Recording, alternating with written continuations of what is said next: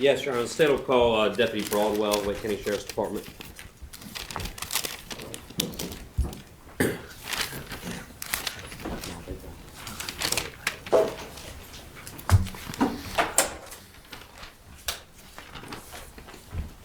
Sir, place your left hand on the Bible and raise your right.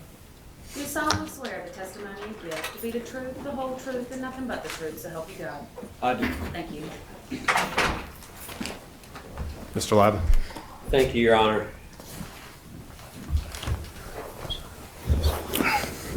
Good morning, sir. Good morning.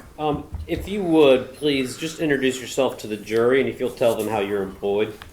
Yes, sir. My name's Cameron Broadwell. I'm employed with the Wake County Sheriff's Office since December 2008, and I'm currently assigned to the Special Ops Division with the K-9 unit. Can you tell me what your responsibilities are with the Special Ops Division? Right now, currently, as a K-9 handler, we respond to all different types of calls. We do drug enforcement, as well as find disabled persons or suspects. We track, trail. I have a dual purpose K-9, so it's tracking and trailing and narcotics enforcement. Yes, sir. Now, you've been with the Sheriff's Department for about 8 years, is that correct? Yes, sir. Okay. Were you with the SRT or the Special Response Unit back in April of 2014? No, I was not. At that time, I was assigned to the patrol division. Okay. And can you tell me what your duties were as a patrol officer with the Sheriff's Department? As a patrol deputy, I was assigned to the entire east side. Sometimes I'd cover east and north side. We handle anything from a 911 hang-up to a burglar alarm or just a talk with officer. We handle high priority calls such as break-ins, larcenies, and so forth. All right.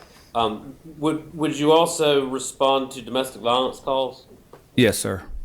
And when you say high priority calls, I guess assaults and shootings would be included in the high priority calls that you'd respond to? That is correct.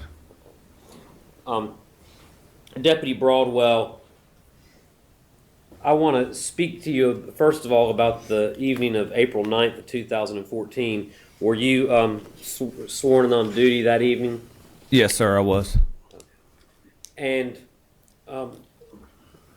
at approximately 9:45 that evening, did you receive a high priority call that you responded to?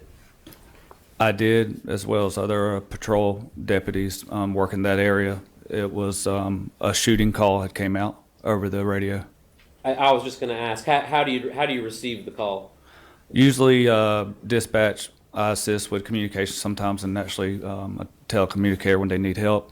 A call will come in, and if it's a high priority, we'll tone it out. It'll be a solid tone.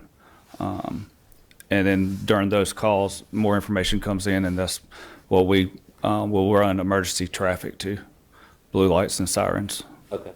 And so that evening, you said that you were a patrol officer on the east side, and when you say east side, you mean basically the east side of Wake County? That is correct. Okay. And was Lake Glad Road part of what would have been your patrol area that evening? Yes, sir. Well, so you received a call. I think you wrote in your notes that it was about at 9:47. Is that right?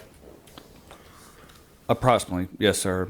About 9:47 p.m. All right. And what did you do when you received that call?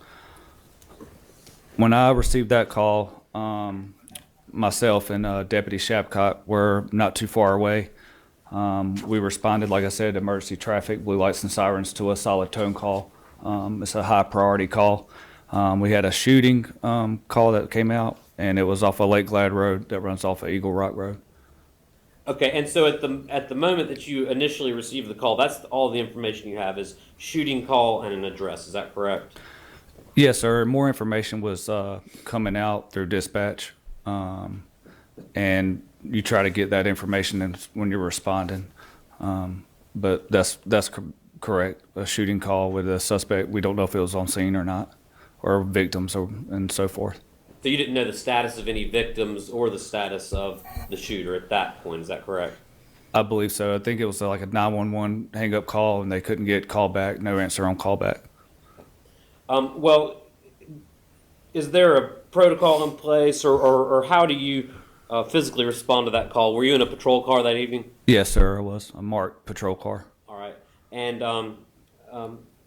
again, with a high priority call, sort of what manner do you proceed in terms of getting to Lake Glad Road? We respond as safely and as quickly as possible. Blue lights and sirens, clearing intersections and so forth. We want to get there safe, but if you can't get there at all, you can't help anybody out. So a quick response. We're over the speed limit, but in a safe manner. Yes, sir. Now, when you, it looks like based on your notes that you arrived about 8 minutes after receiving the call. Is that right? That sounds about right. Yes, sir. And did you have any difficulty finding the location that the call had come from? I remember dispatch telling me when I was about a mile from that location. The communicator said it looks like a long dirt path. When we were traveling, say you come from Pool Road, you make a right on Eagle Rock, and then you would make a left on Lake Glad. Well, the mailboxes, the numerics were on the opposite side, so it was tough to see the numerics of that location. When I was responding, myself and Deputy Shapcott, I believe we overshot the driveway just by a little bit, but I remember the telecommunicator telling a long dirt path, and I just passed one. So when I turned around, that's when I took that dirt path, and I told Deputy Shapcott, I think this is the location right here. All right. And you say that you and Deputy Shapcott were a couple of the first officers that actually got made it to the scene. Is that correct?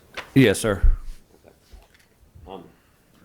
Your Honor, I have what's marked as State's Exhibit 43. May I have that correct? Yes, sir. Deputy Broadwell, I'm placing in front of you State's Exhibit number 43. It's a DVD in its jacket. Did you have an opportunity to review that this morning? A video from your in-car camera? Briefly, yes, sir. Okay. And was that something that you were able to download and provide to us from the night in question? Yes, sir. Our IT department with a call like that, they will download and we place that information into evidence. Our IT department stores that video coverage of our in-car camera system. And during your brief review of that this morning, did it appear to fairly and accurately depict the in-car camera from the night and the response to Lake Glad Road? Yes, it did. Yes, sir. Okay, Your Honor, I ask to move State's number 43 into evidence at this time. Any objection?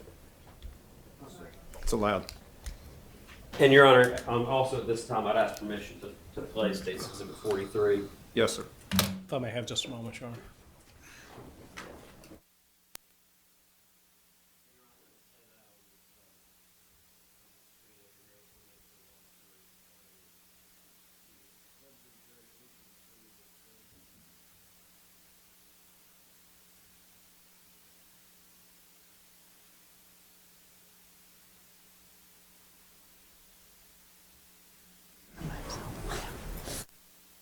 Come around.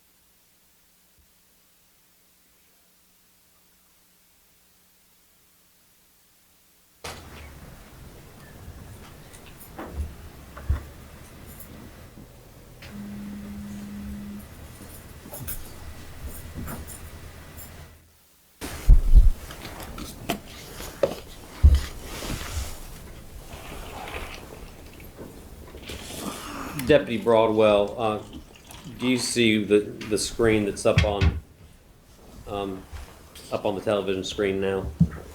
Yes, sir, I do. And is that the format in which your dash cam appears when it's downloaded?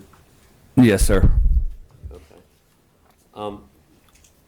Can you tell us? It looks like there's a date and time stamp there on the screen. Can you read that for us? Yes, sir. It's April 9th, 2014 at 9:48, 52 seconds p.m. Yes, sir. And when how does that activate? Do you turn it on, or does it come on automatically? On our patrol vehicles, on the in-car camera systems, they have installed what we call triggers. The blue lights activate when they come on all the way. It'll activate a trigger. These triggers automatically start the recording on the camera. So there's a couple of triggers that I know of. Blue lights all the way activated will turn that trigger on to record. You can manually push it to activate it. An impact with your vehicle, say if you get in a wreck or go over a hard bump, those triggers will activate, and they automatically record back, I believe, 30 seconds or something like that before it's actually activated. Also, if you go over a certain speed limit, your recording device will actually trigger. Yes, sir. I believe that's most of them. Okay. Okay. And so in this case, it would have triggered because you had activated your lights and siren. That is correct. Your Honor, I'd ask permission to play this video at this time. Yes, sir.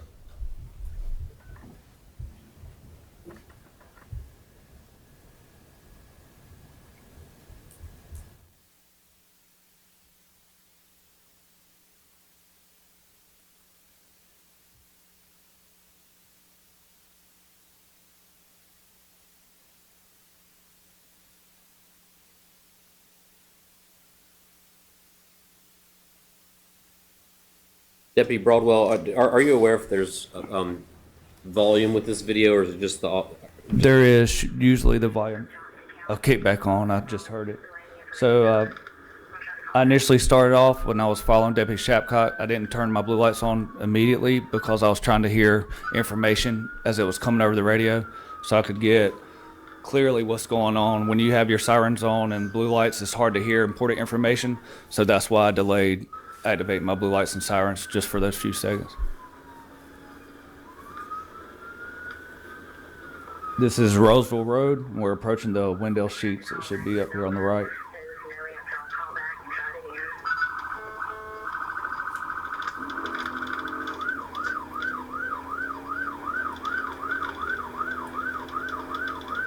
So right here on these type of calls, my partner accidentally made a left turn when we could have gone straight.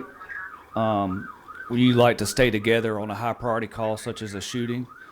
And you can see him, he'll slow down up here in a little bit, and then he'll start following me. So it was a minor detour, probably delayed us maybe 30 seconds to 45 seconds. And you'll see me turn back around to get back on track.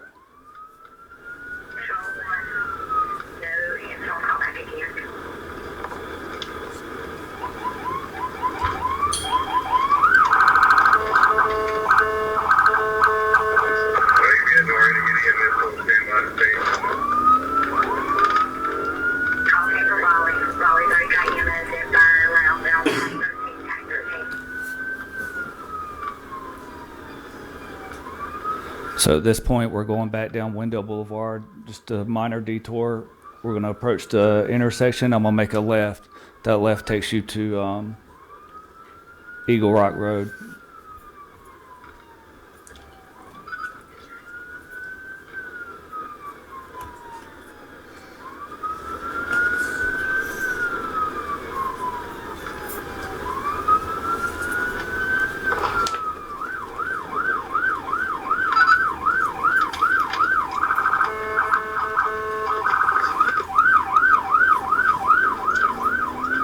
Is this the left to Eagle Rock you just mentioned? It. It's coming up. To stay on Eagle Rock, you make a sharp left coming up near the railroad tracks.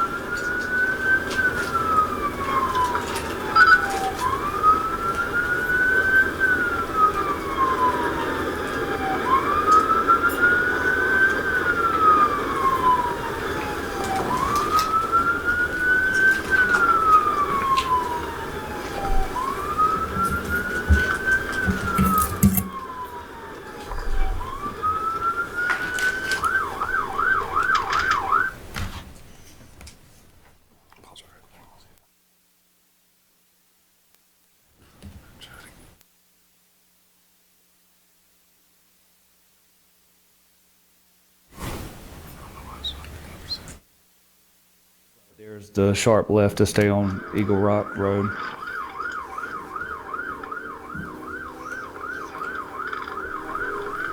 Now that I'm on Eagle Rock Road, I'll cross over one more intersection. That's Pool Road, if y'all are familiar with the east side.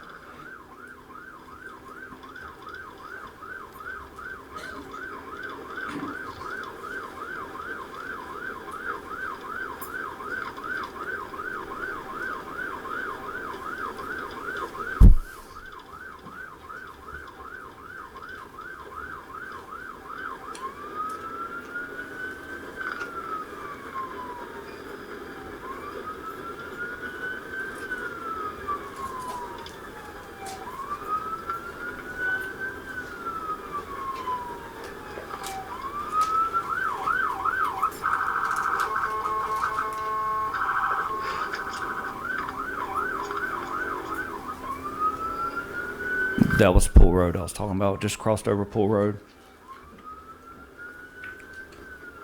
Lake Glad road will be up here on the left.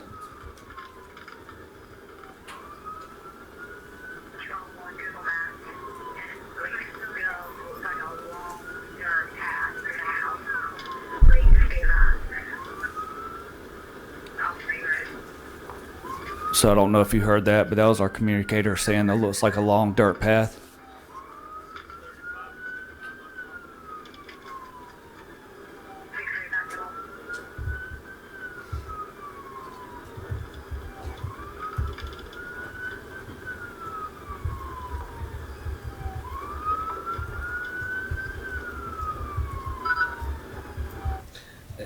I'm gonna take it back just a couple of seconds, Deputy Broadwell, and I think the timestamp on there will be 21:54 and 35, and the day after, or in following up with this case. When did you first look at your in-car camera, and what were you potentially looking to find?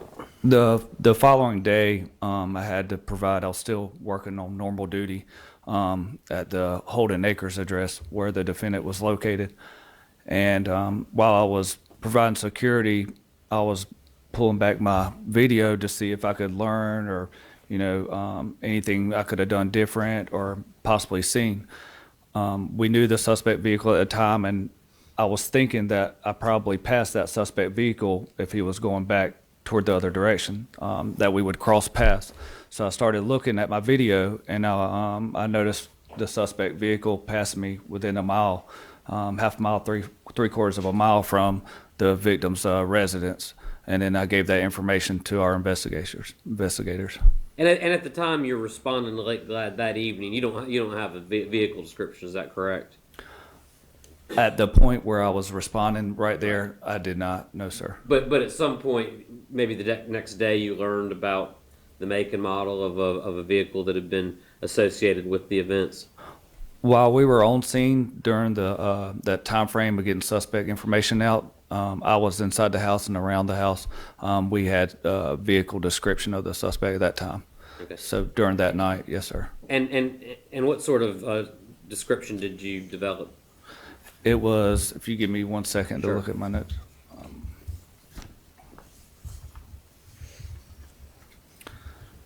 It was an older model, I believe a 1987 dark blue in color or dark color Chevy pickup truck. I believe it was S10 pickup truck is what I have in my notes. Yes, sir. Now, I have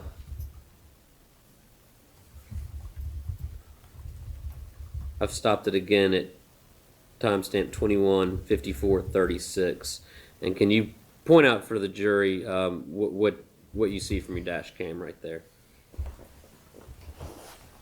So from my dash cam, as I'm passing through, at this time, the trigger is 80 miles per hour on my camera. I see a dark in color older model pickup truck crossing my path. when I noticed this video the next day when I was looking over it, that's when I told our investigators for this crime. Yes, sir. Okay, I'm going to continue the video now.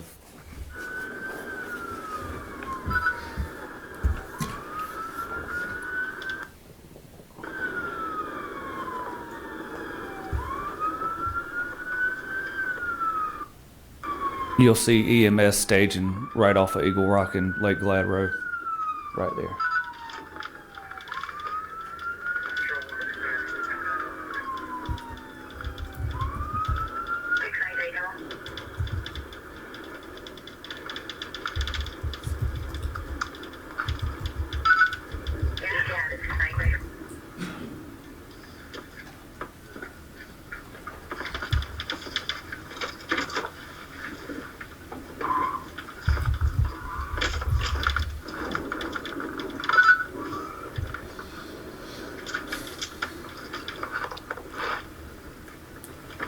This one right here. So I turned left. I remember the long dirt path.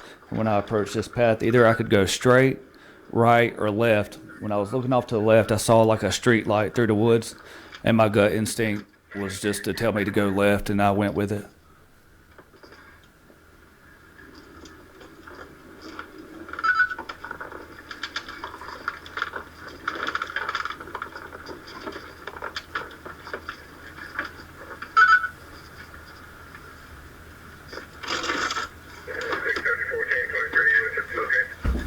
Sheriff Holden! It might be the other one. Keep him in the car.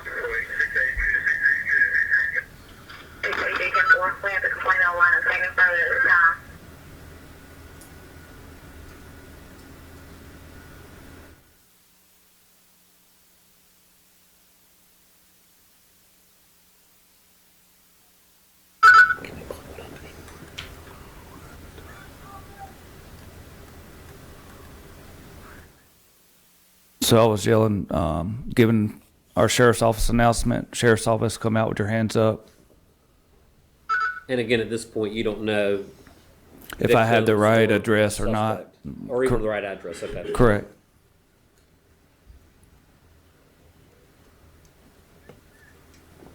And is that you with the flashlight? That's my partner, Deputy Shapcott. I went to the front, or what appears to be the front, going through the screen porch, and there was a door. And I told him to watch the rear security. I heard two little girls. I heard girls crying, and a young boy. I saw him having a cell phone. When I went up to the front door, I heard footsteps coming up to the front door. And when I knew I heard crying, I knew I had the right location. I remember holstering my weapon and grabbing the little girls and escorting them out. And I told it looked like their older brother. I told him to follow me quickly and to get behind my patrol car for safety.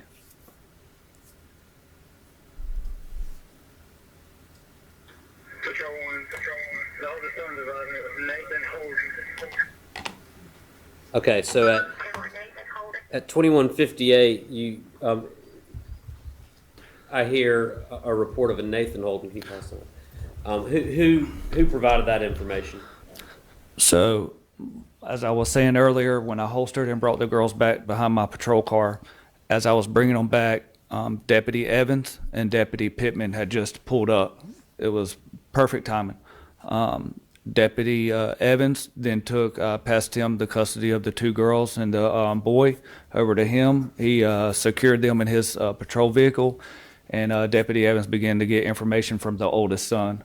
I do remember when I first saw the oldest son, he looked like he was in shock a little bit. He was quiet, scared, and the two little girls were crying and upset.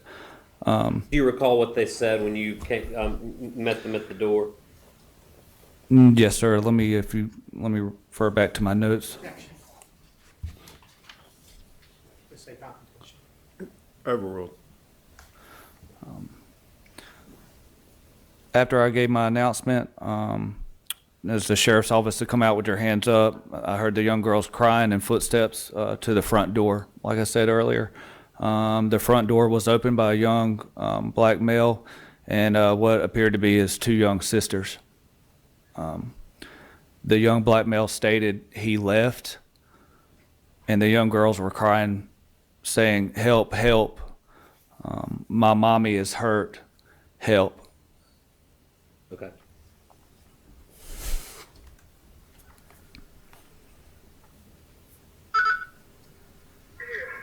We have two suspects down. Subjects down. Two suspects. That was my partner. He meant to say, he corrected himself, said subjects. Subjects, okay. He first said suspect, then he said subjects. And so at this point, are you actually in the residence? After I brought the girls and the young boy back to my my other partners coming up on scene, Suspect came from Holden. I don't know if you've seen it yet or not, but I remember myself and Deputy Shapcott, we went back inside the residence to clear the home, see if there's any victims or a suspect. At this point, watching the video, I believe we're inside. Are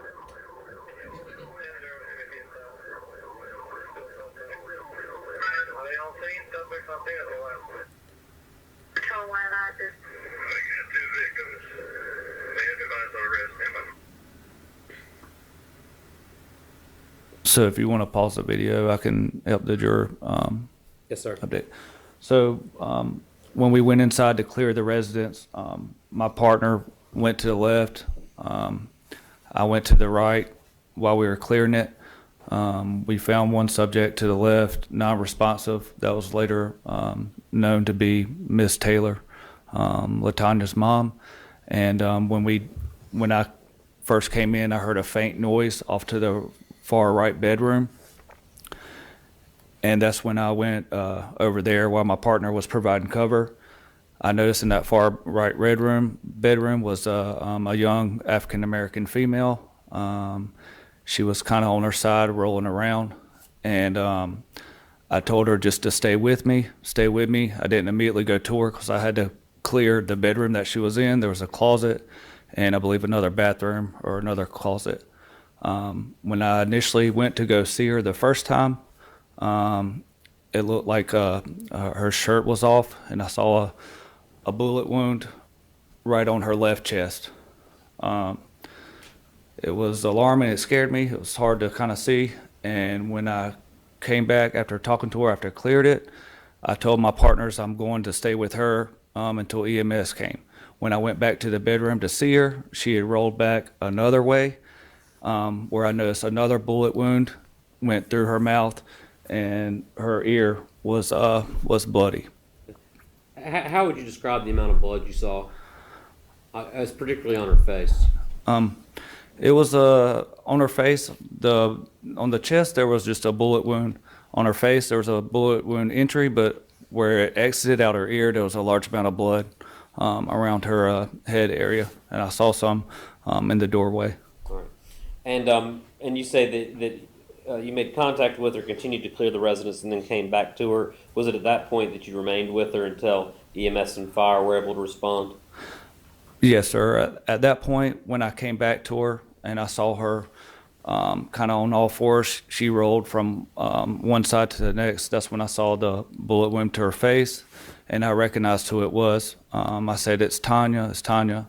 I went to middle school and high school with her. I wasn't a best friend, but I knew who it was dealing with her from the previous domestic violence calls. Okay. Well, so at this point, was she conscious? At that point, she was going in and out of consciousness. Like I said earlier, I told my partners I'm staying with her. Something told me just to hold her one way where the most amount of blood was going down. You can't give CPR to a bullet victim, especially in the chest around the heart area. And something just told me to stay with her, talk to her, let her know we're here until EMS arrived. All right. And so did EMS and fire arrive, and did they kind of take over her care at that point? Eventually, yes, sir. And she did make, I could remember when I went back to her, a comment that she made, if you'd like me to tell you. What's that? When, like I said earlier, when she was rolling left and right, she was gasping for air. And I remember her saying, I can't breathe, real faint, really to her last breath. And that's when I said I just need to hold her a certain way until EMS arrived on scene. I think I was yelling on the radio to get EMS in that room as quickly as they possibly could. Now, you had gone to the right and discovered LaTanya, but you also mentioned that Anglia Taylor was also identified at that time. Who was with her? My partner, Deputy Shapcott, he went and he did the same thing I did. He saw a victim. Before he could check for any aid, he had to clear that whole bedroom, I think a closet and another bathroom. And then he tried to check for a pulse and he couldn't get anything. All right.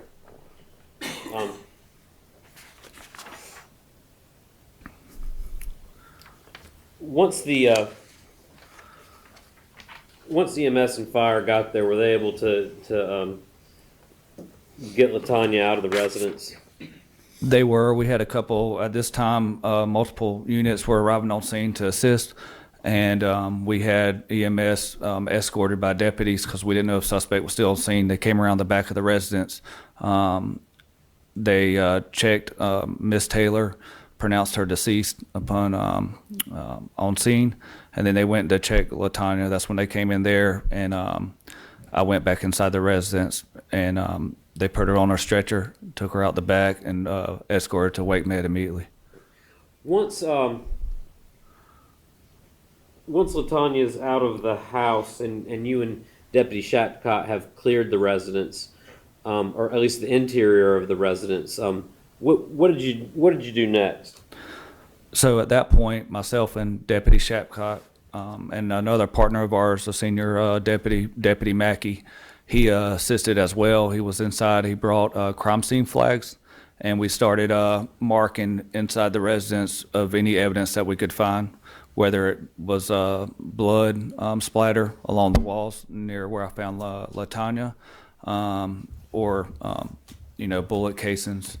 And we did find a spent round, or not spent round, near LaTanya where she was at, where the bullet didn't go off, but it had a dent in it, which causes from a malfunction or a misfire. All right. And you marked those things in an attempt basically to leave them for the investigators or the detectives who come later. Is that correct?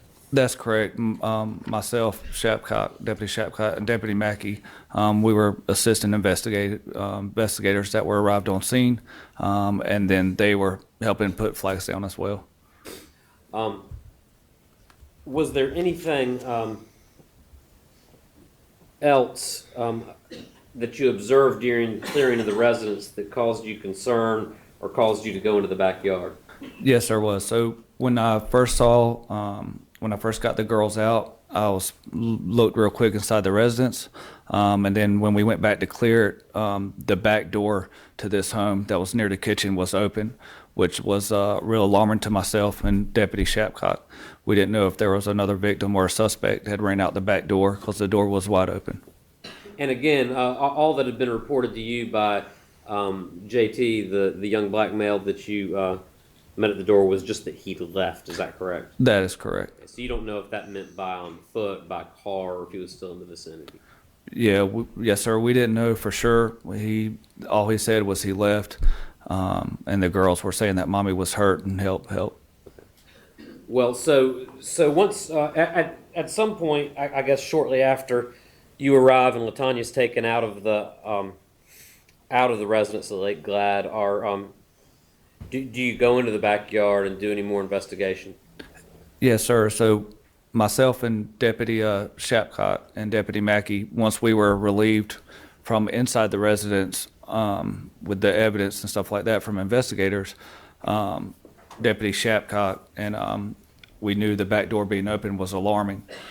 So between the three of us, we took the initiative to double check and clear the rear of the home Deputy Shapcock, if you saw it on the video, he went to the right to provide security when I got the girls out. Well, when he was back there on the right, he observed several other vehicles and barns in a big open field. So when we went to go clear one barn at a time, we were stacked up. Deputy Mackey was first, then Deputy Shapcock, then myself. After Deputy Mackey cleared the first barn, I started to scan my flashlight further out, and that's when I noticed the third victim. It was a plowed field, so if you can imagine a plowed field like this, the body was kind of, from my angle, the body was kind of in the bottom of the plow, with the plowed up field part, and I saw 2 feet sticking up about 10, 20 yards from the back shed. And you ultimately identified that he was deceased, and that was Sylvester Taylor? That is correct. Upon noticing that, I yelled out, contact, contact, contact, and we all ran up.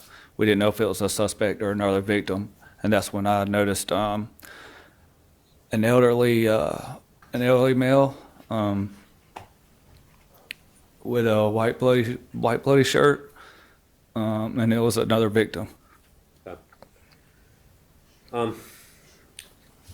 Your Honor, I have what I've marked as State's Exhibits 1 through 42, the photographs not correct. Yes. Yeah.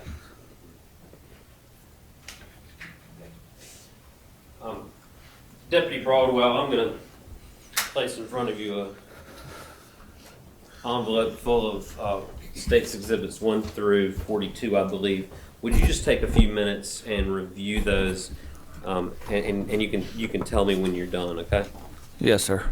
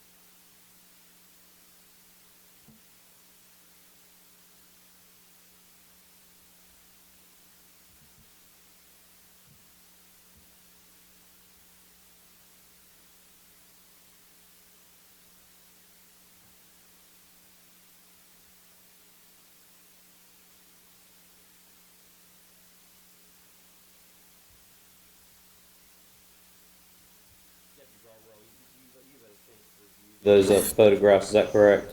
Yes, sir. Do they fairly and accurately depict the scene at Lake Glad, the front of the house, the interior of the residence that you swept and cleared, and then the back of the residence on the night when you were there, April 9th, 2014? Yes, sir, they do. Okay. Would they assist you in illustrating your testimony?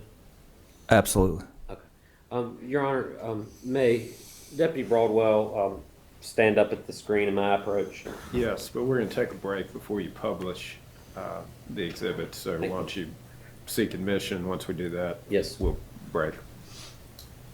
Your Honor, at this time, I'd move states 1 through 42 into evidence. Any objection? All right, they're allowed for illustrative purposes. We are going to take a 15-minute recess, ladies and gentlemen. Please recall all the instructions that I've given you. Leave your notepads in your chairs in 15 minutes, which will be 25 minutes till 12. If you'll gather in the deliberation room, we'll bring you back in as a group. Everyone else, please remain seated while the jurors excuse themselves.